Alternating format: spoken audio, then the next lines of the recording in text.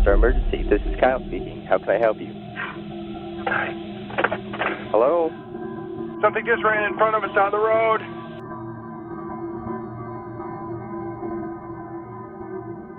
We're in the ditch. We rolled over. How many people are in the car, and is anyone injured? There's two of us. I don't think we have any injuries. Is the car on its top or wheels or what? No, it's kind of sitting on its side. Hold one moment, please, while I contact emergency services. Okay.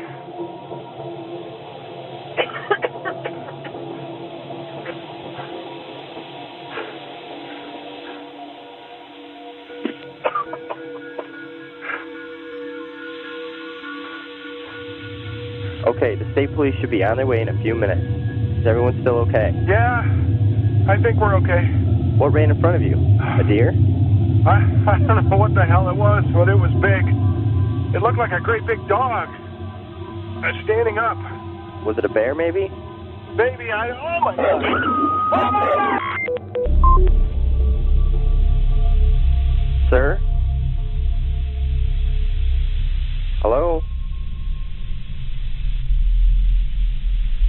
Are you still there? Sir?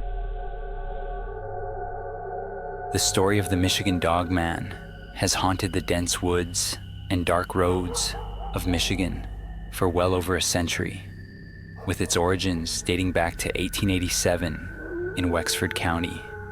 Two lumberjacks, toughened by their work in the forests, claimed to have encountered a creature that was neither entirely man nor animal.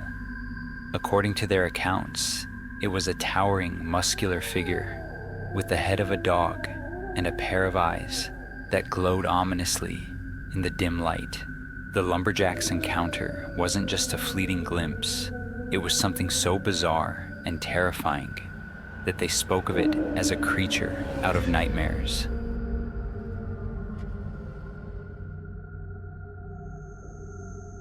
Lock it. Now that caps off a crazy adventure. Ben, Did you? Oh! your window. He's coming in the house.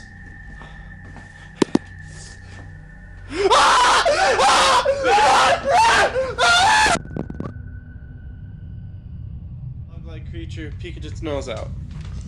Now I'm gonna see what it would have to stand on how tall it would have to be. Well, this is my height. There's the window. There's nothing it could have stood on. You know, that's weird, there's scratches on there. Well, anyways, it could have had a couple legs like this on these steps. But it would have to be about a foot taller than me in order for its head to peek out.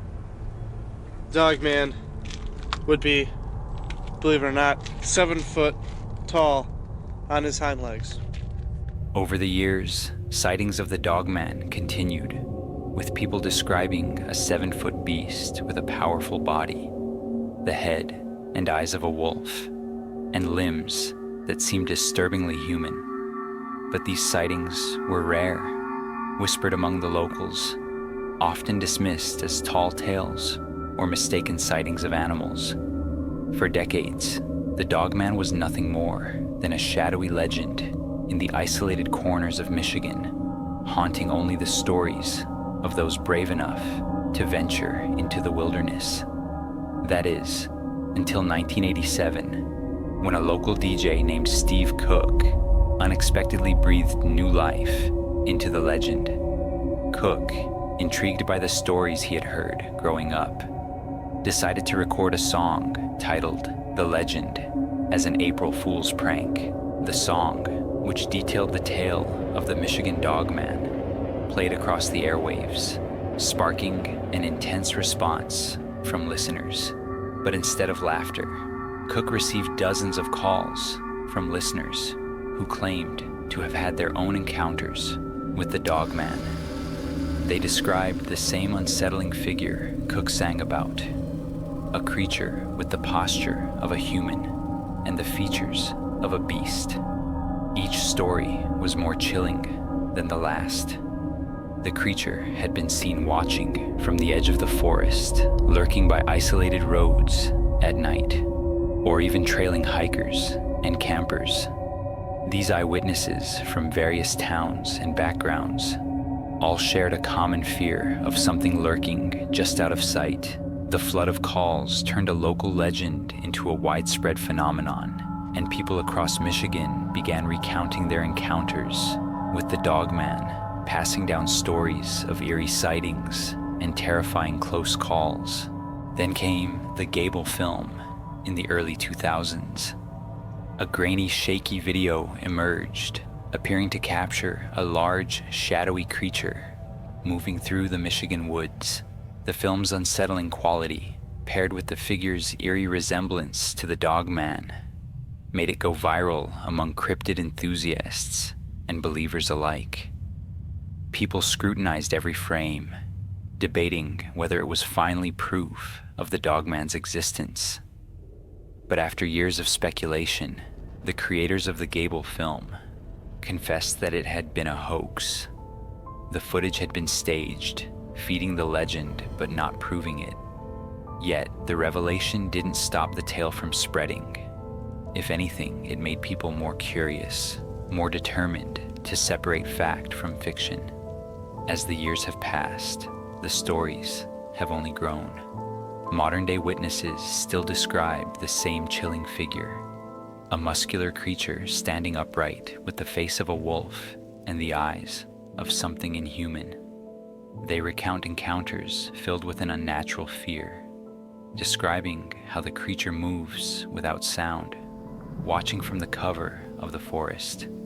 Some have claimed that the Dogman is an ancient spirit tied to the land itself, while others believe it is a cryptid that's managed to elude scientific classification. Theories range from it being a mutated animal, an undiscovered species, or even a supernatural entity tied to Michigan's remote landscapes. Is the Michigan Dogman a true creature of the wild, or simply a figment of the imagination, fueled by folklore and fear? To this day, the question remains unanswered, yet the sightings continue. And so, the legend of the Dogman persists, casting an eerie shadow over the woods of Michigan, leaving locals to wonder just what is lurking out there in the darkness.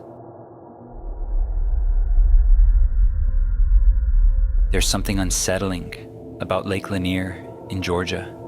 Spanning 38,000 acres, this vast body of water attracts millions of visitors each year. But beyond its picturesque shores and recreational allure, there's a darker side, a side that local legends and eerie encounters have woven into a story as chilling as it is captivating. One story, in particular, stands out among the rest: the legend of the Lady of the Lake.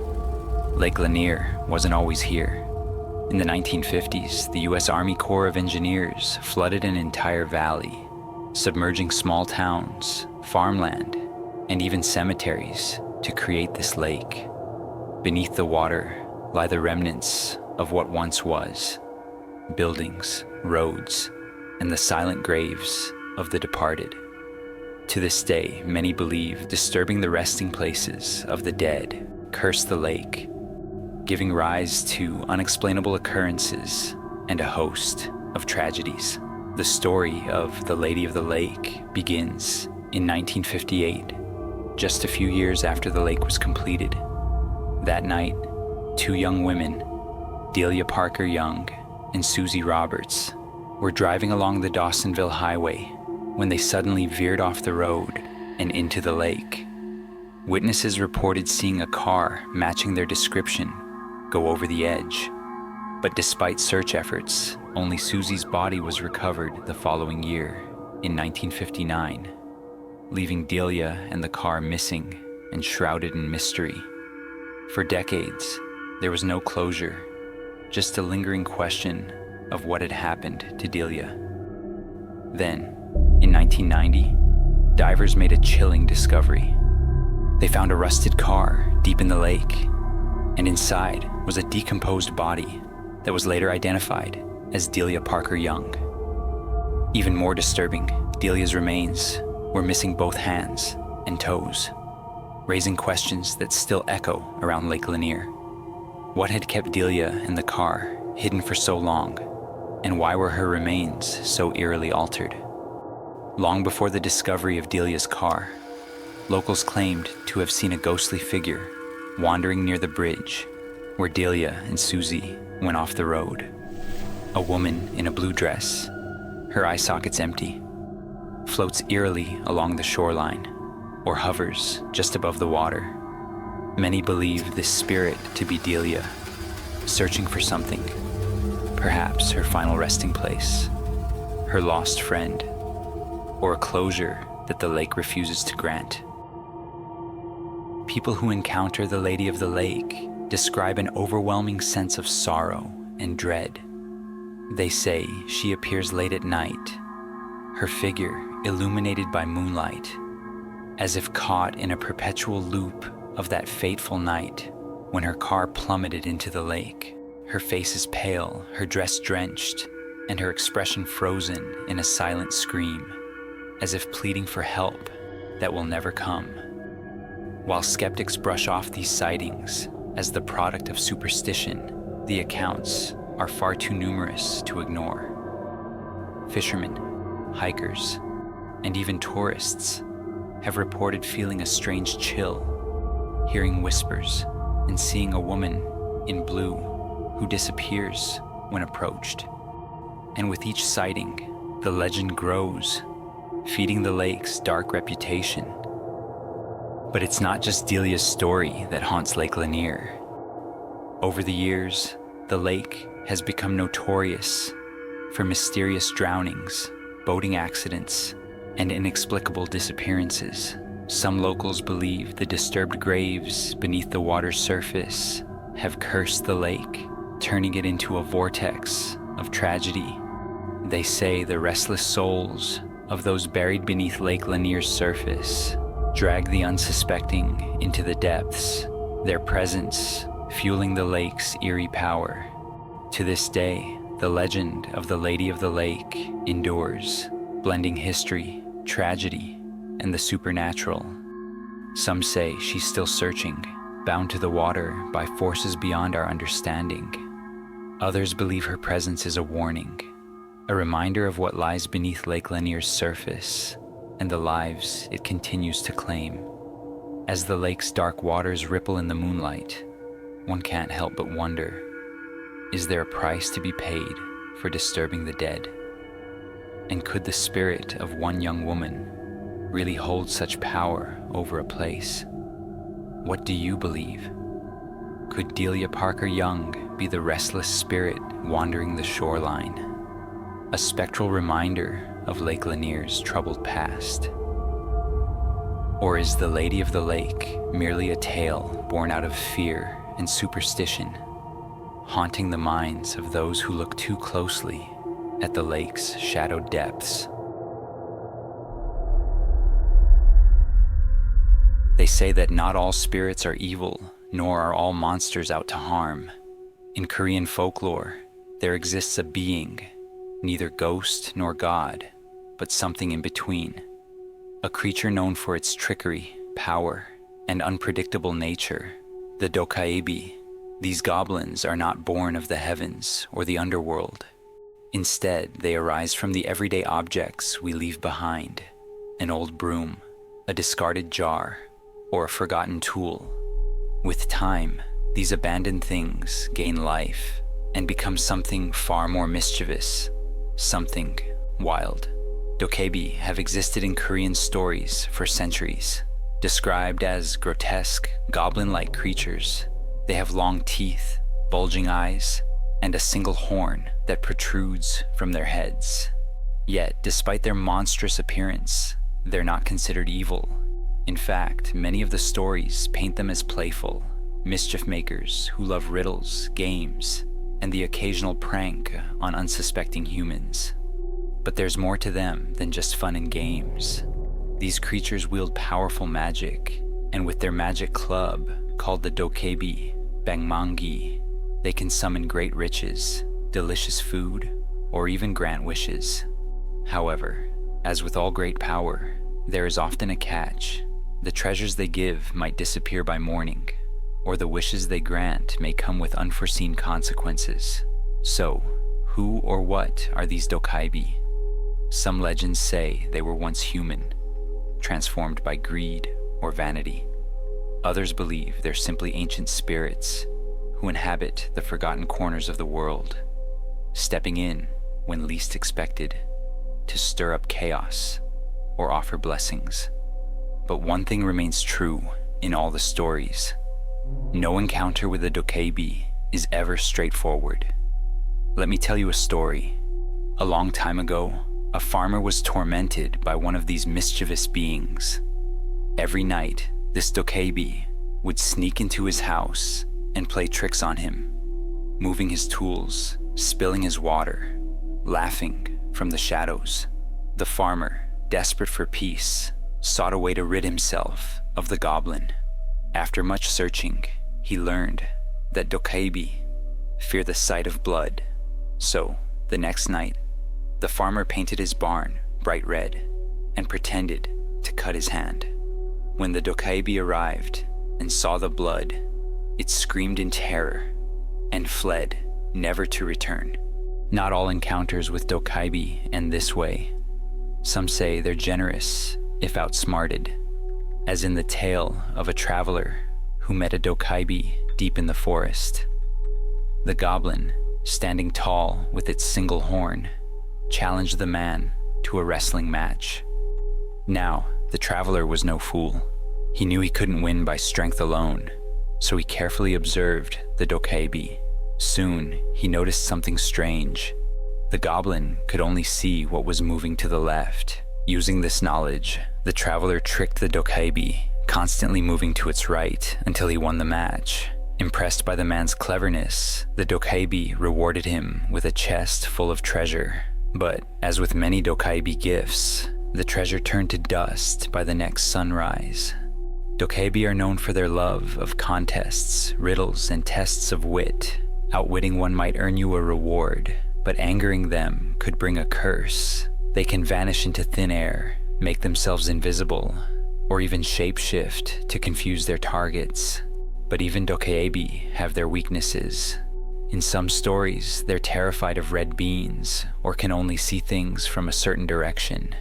Knowing these small details could be the difference between surviving their pranks or becoming their next victim. So, why do these beings appear?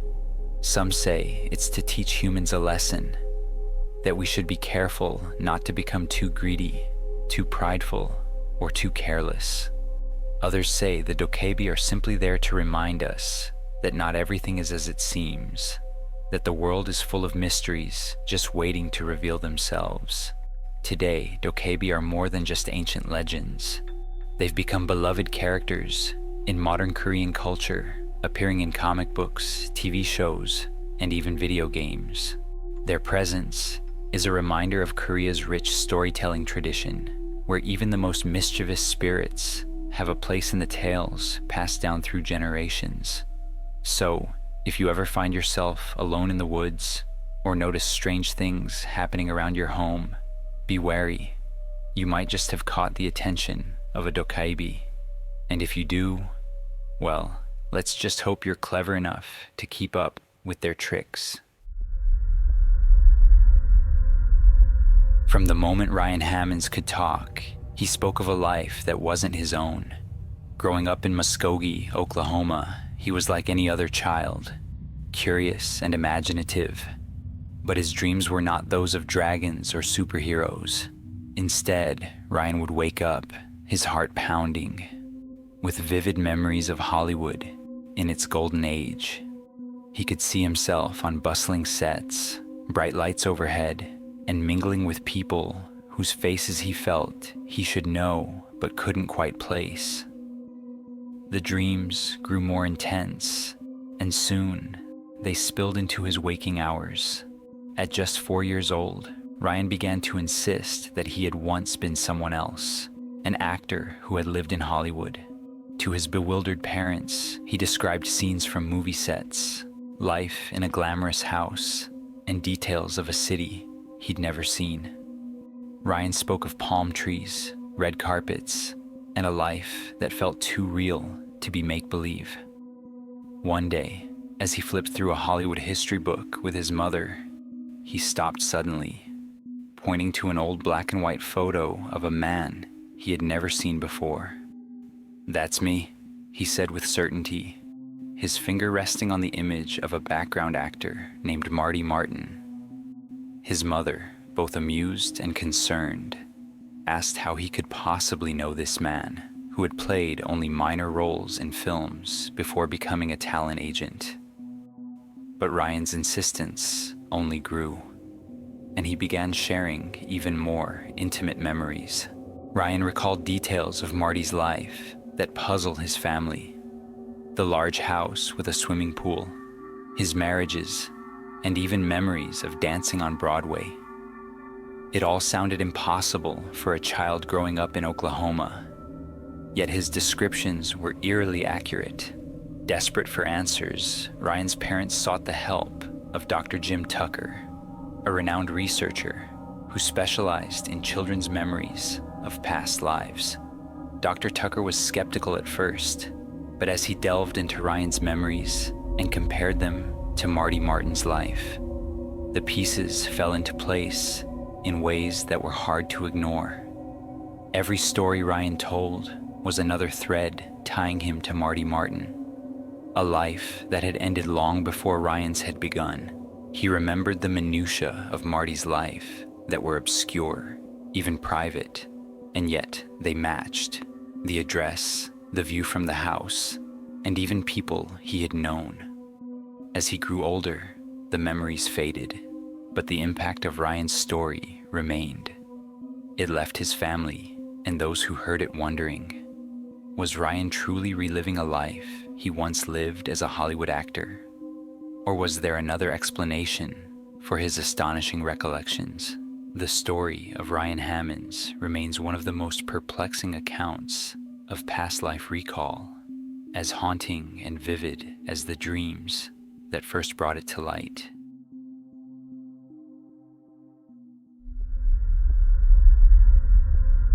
For decades, people from all over the world have been haunted by a dark figure known as the Hat Man. Unlike your average shadow person, he's often described as a tall, dark silhouette with a wide-brimmed hat and glowing red or piercing white eyes. It's not just a creepy figure lurking in the dark. This entity has a malevolent presence that leaves those who encounter it paralyzed with fear. The first recorded encounters with the Hat Man began to emerge in the early 2000s, although some believe he's been lurking far longer. People who encounter the Hat Man are often experiencing sleep paralysis, a state where the body is immobilized between sleep and wakefulness. This condition itself is terrifying, but what's even more unsettling is the added presence of the Hat Man, standing motionless at the foot of the bed, in the corner of the room, or even leaning over as if to examine his victim. Witnesses from different backgrounds, cultures, and continents describe eerily similar experiences. They say the Hat Man watches them, often with an unsettling calmness, as though he's savoring their fear. The figure doesn't move quickly, nor does he lash out. Instead, he's methodical and calculating, as though waiting for the right moment to strike. Those who experience his presence often report a suffocating feeling of dread, a chill that freezes them to their core, and an overwhelming sense that something dark and powerful is watching them. One of the most unsettling aspects of the Hat Man is his consistency across cultures. His appearance doesn't seem to be bound by language, tradition, or belief systems. From small towns in America to bustling cities in Europe and Asia, countless individuals have reported the same haunting figure with chillingly similar details. A shadowy man in a wide-brimmed hat, eyes glowing, face obscured, looming just beyond the edge of darkness. The Hat Man's behavior varies from encounter to encounter. Some people claim he simply stares, as if studying them, while others say he exudes a feeling of deep malice, as though he's waiting for them to slip up, to show an extra ounce of fear. And then there are the stories that truly chill the spine. Cases where people claim the Hat Man reached out and touched them, or whispered words they couldn't quite make out, like a faint hum resonating in the room. One particularly haunting account comes from a man named Jason, who claimed the Hat Man first appeared to him as a child. In Jason's story, the entity didn't seem threatening at first, almost curious. But as Jason grew older, the encounters turned darker. He would wake in the middle of the night to find the Hat Man standing over him, exuding a malice that seemed to seep into Jason's very bones. One night, he swore he heard a raspy voice say, "I'll be back." After that, Jason moved homes, but the Hat Man followed him, showing up whenever he least expected it. It was as if this dark figure had latched onto him, haunting him for years. Some theories suggest that the Hat Man is more than just a hallucination caused by sleep paralysis. A growing number of paranormal researchers believe he may be an interdimensional being, slipping through the veil between worlds to feed off the fear of those who encounter him. Some have speculated that he's an ancient spirit, a demon, or even a harbinger of death, appearing to those whose time may be near. What's even more unsettling is that the Hat Man isn't always seen during sleep paralysis. Some people have encountered him in broad daylight, catching glimpses of his dark form reflected in mirrors or standing in doorways. It's as if he exists in the periphery, waiting for the right moment to make his presence known. Despite the terrifying encounters, there are also those who believe that the Hat Man isn't inherently evil, suggesting he's merely an observer. But for those who have seen him, the encounter is rarely comforting. The overwhelming majority of witnesses feel violated and afraid, convinced they've come face to face with something that transcends human understanding. The question remains, who or what is the Hat Man? Is he a figment of our imagination, a collective vision rooted in our deepest fears? Or is he something far more sinister, an entity with its own dark motives? While science may point to sleep paralysis as the culprit, thousands of people would argue otherwise.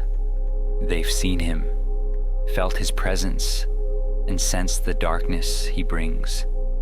What do you believe? Could the Hat Man be a shared hallucination? Or is there something more sinister lurking in the shadows of our minds?